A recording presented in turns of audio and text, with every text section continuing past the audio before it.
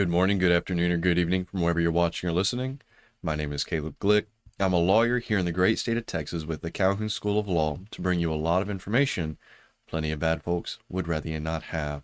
Today we're going to be providing another installation to our Federalist Papers series going on number 65.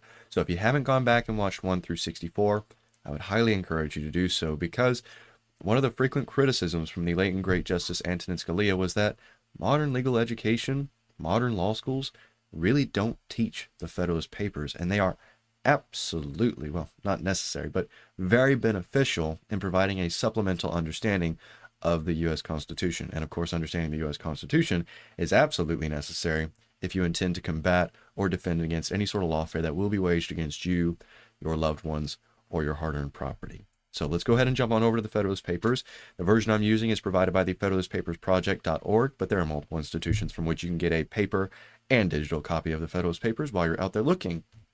Go ahead and pick up a paper and digital copy of the Anti-Federalist Papers so you can join us in comparing and contrasting the arguments for and against ratifying the U.S. Constitution.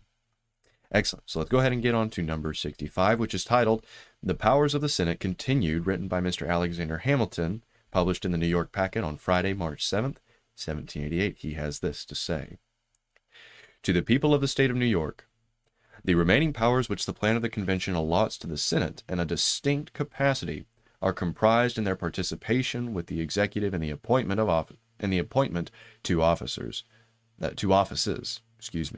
and in their judicial character as a court for the trial of impeachments. As in the business of appointments, the executive will be the principal agent. The provisions relating to it will most properly be discussed in the examination of that department. We will, therefore, conclude this head with a view of the judicial character of the Senate. A well-constituted court for the trial of impeachment is an object not more to be desired than difficult to be obtained in a government wholly elective. The subject of its jurisdiction are those offenses which proceed from the misconduct of public men, or, in other words, from the abuse or violation of some public trust. They are of a nature which may with peculiar propriety be denominated political, as they relate chiefly to injuries done immediately to the society itself.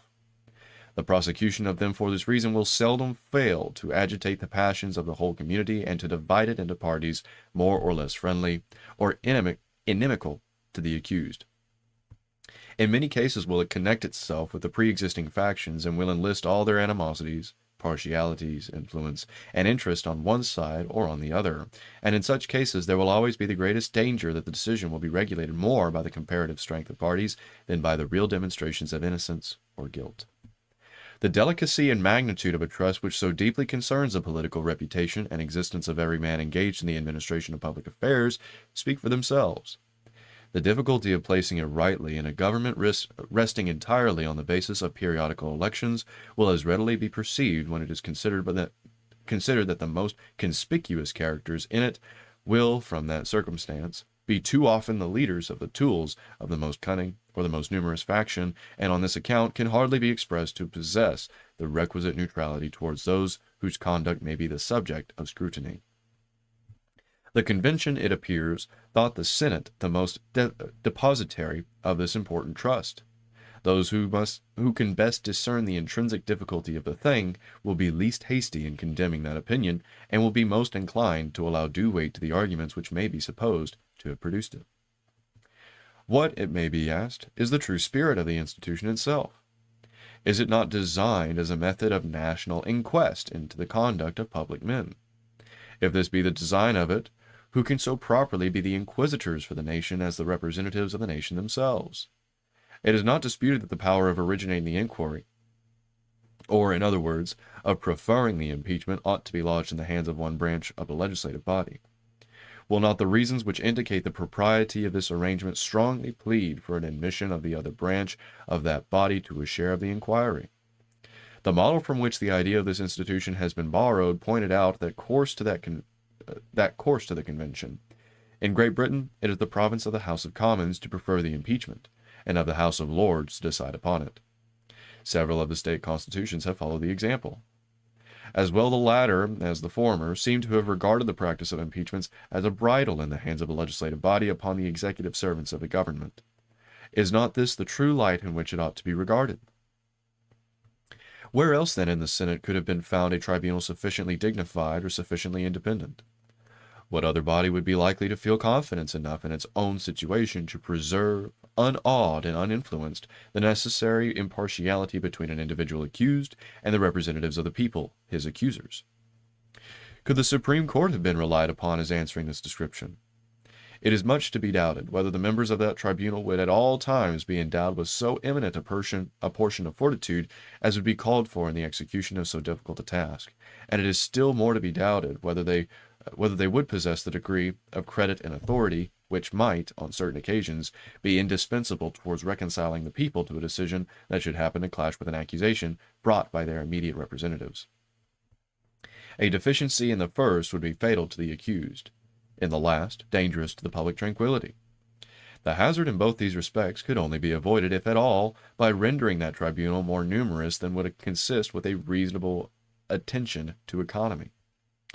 The necessity of a numerous court for the trial of impeachments is equally dictated by the nature of the proceeding. This can never be tied down by such strict rules, either in the delineation of the offense by the prosecutors or in the construction of it by the judges, as in common cases serve to limit the discretion of courts in favor of personal security.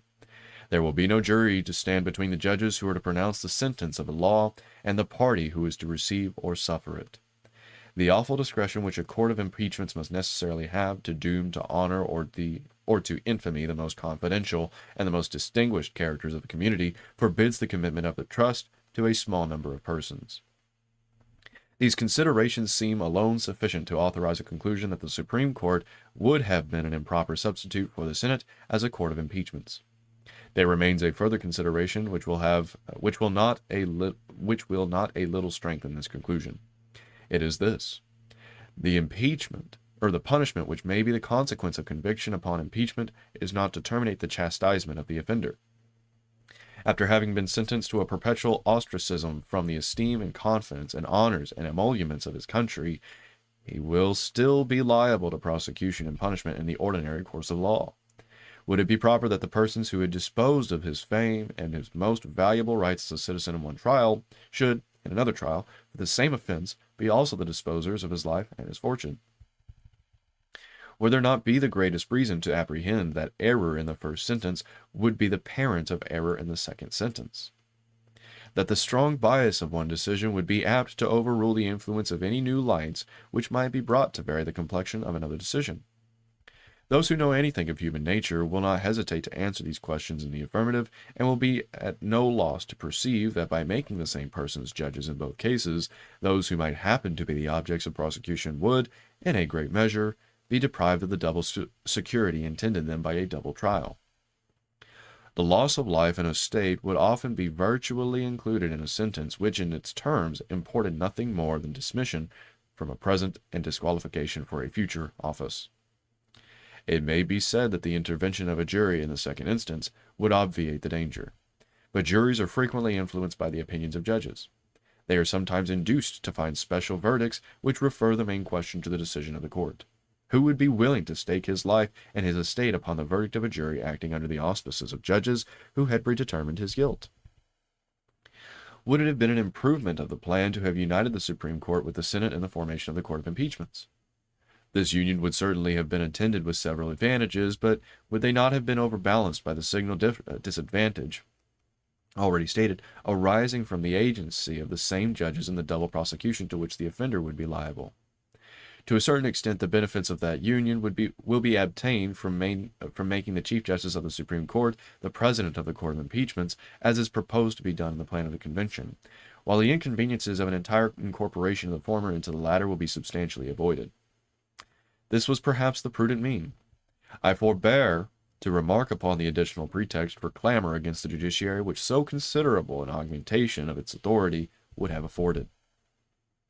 Would it have been desirable to have composed the court for the trial of impeachments of persons who wholly distinct from the other departments of the government? There are weighty arguments as well against as in favor of such a plan.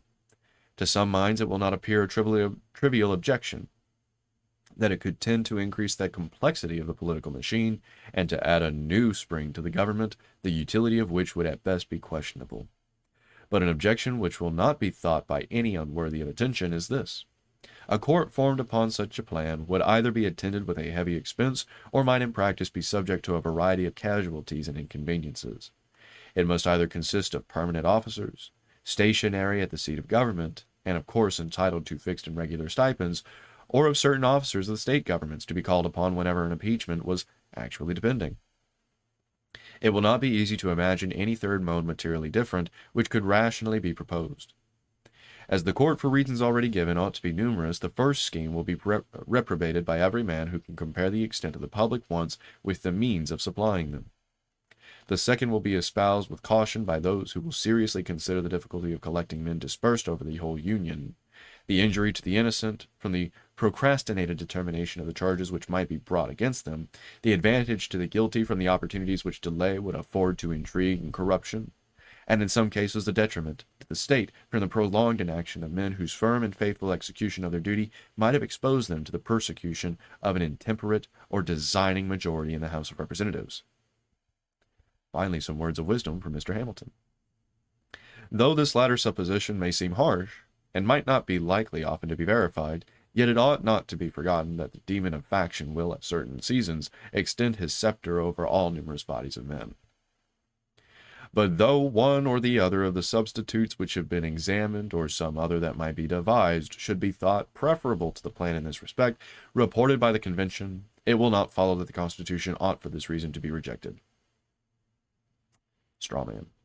If mankind were to resolve to agree in no institution of government until every part of it had been adjusted to the most exact standard of perfection, society would soon become a general scene of anarchy in the world of a desert. In the world of desert. That's hilarious. It's the same play that they've always been, that power-hungry individuals such as Hamilton have always played. Fear, fear, fear. If you don't do this now, if you don't do it now, if you don't act irrationally, if you don't act rash, everything's going to burn, everything's going to die. It's pathetic. Where is the standard of perfection to be found? Who will undertake to unite the discordant opinions of a whole community in the same judgment of it, and to prevail upon one conceited projector to renounce his infallible criterion for the fallible criterion of his more conceited neighbor? To answer the purpose of the adversaries of the Constitution, they ought to prove not merely that particular provisions in it are not the best which might have been imagined, but that the plan upon the whole is bad and pernicious. Alrighty, I believe that's all Mr. Hamilton wrote for number 65. If you have any questions about what Mr. Hamilton was saying in 65 or what was being said in the previous papers, or maybe there's a topic you'd like me to cover in a future lecture, please go ahead and post those down in the comments, because the entire purpose of the Calhoun School of Law is to provide you with the necessary skills and information to combat any sort of lawfare that will be waged against you, your loved ones, or your hard-earned property. So please, if you have any questions at all, post them down in the comments. Excellent. So my name is Caleb Glick. I'm a lawyer here in the great state of Texas with the Calhoun School of Law to bring you a lot of information that plenty of bad folks would rather you not have. I hope you enjoyed this lecture, and if not, while you're down in the comments, go ahead and tell me how I can do better so I can best serve that purpose of helping you. I hope you'll have a wonderful day, and I'm not sure what the topic for the next lecture will be, but I'll do my best to make it as informative and entertaining as this one, if not more so, regardless of the topic of the next lecture. Until I see y'all then, I bid you all farewell.